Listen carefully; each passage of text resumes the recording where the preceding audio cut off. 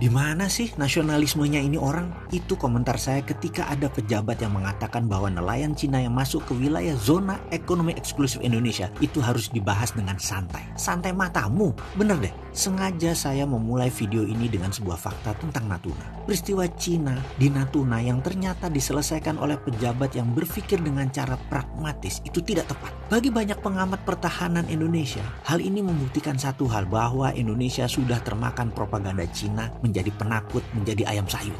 Fakta lain yang mau saya berikan lagi adalah ketika Ibu Susi, mantan menteri yang saya beri julukan Menteri Spesialis Penegakan Kedaulatan Maritim dan Perikanan ini melakukan aksinya menenggelamkan kapal pencuri ikan, dia menegakkan kedaulatan dengan cara menenggelamkan banyak kapal Cina yang maling-maling tadi. Dan apa yang terjadi pada saat itu? Cina diam aja tuh. Oh lupa, ternyata nggak diam juga. Buktinya Bu Susi nggak kepake ya sekarang. Oke, kita lanjut. Bener deh, menurut saya Ibu Susi ini lebih NKRI dari Angkatan Laut Indonesia selama ini, dan itu fakta. Beliau lebih NKRI dari Menkosaurus yang mengurusi investasi Cina. Ibu Susi menenggelamkan lebih 200 kapal pencuri ikan di lautan Indonesia. Bahkan di Natuna yang 80%-nya dicuri bisa berdaulat lagi zaman Bu Susi menjabat. Efeknya kapal nelayan Indonesia kalau menangkap ikan di Natuna bisa panen raya terus. Ada fakta lain lagi. Bu Susi pernah mendapatkan pujian dari banyak negara karena tidak ada satupun angkatan laut di dunia ini yang pernah dan berani menenggelamkan kapal Cina lebih dari 100 buah, dan Bu Susi sudah melakukannya. Itu dulu. Kalau sekarang Coast Guard Cina kawal nelayan Cina yang katanya mengejar ikan Cina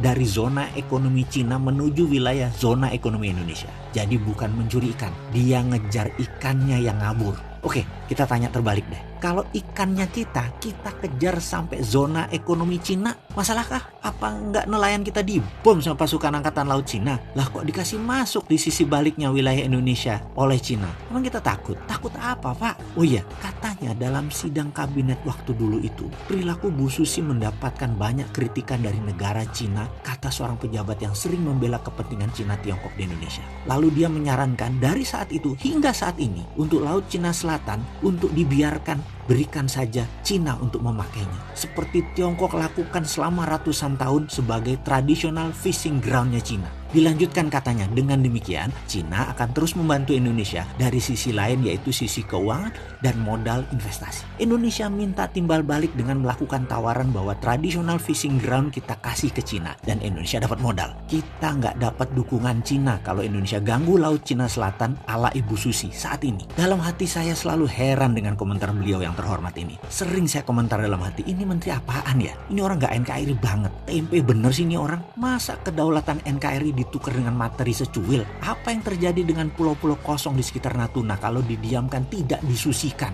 Yang sebentar lagi isinya nelayan Cina, lalu jadi Spratly jilid 2, lalu lepas seperti si Padan dan Ligitan. Ngasih Cina traditional fishing ground, langkai dulu mayat pejuang NKRI, Bung. Begini Komandan, di sekitar Natuna ribuan tahun juga sudah jadi traditional fishing ground bangsa Indonesia. Geblek aja dikasih Cina. Cina kasih duit memang selesai masalah. Duit Cina harus dibalikin kan? Sementara Natunanya hilang. Oke, sekali lagi, saya ini bukan pengkritik tanpa solusi. Saya minta video ini berkenan untuk diviralkan. Kita selesaikan once and for all masalah Cina, Natuna, dan Laut Cina Selatan. Mulai sekarang di seluruh buku pelajaran nasional, ganti nama Laut Cina Selatan menjadi Laut Natuna Utara. Itu traditional fishing groundnya bangsa Indonesia. Saya minta Menteri Luar Negeri melobi PBB, melobi Mahkamah Internasional bahwa kami bangsa Indonesia dengan ini menyatakan wilayah utara kami bernama Laut Natuna Utara. Ini adalah branding yang mencabut akar masalah dengan pemahaman Laut Cina Selatan punya Cina. Nanti dulu, di sisi utara Indonesia ini brand baru nasional.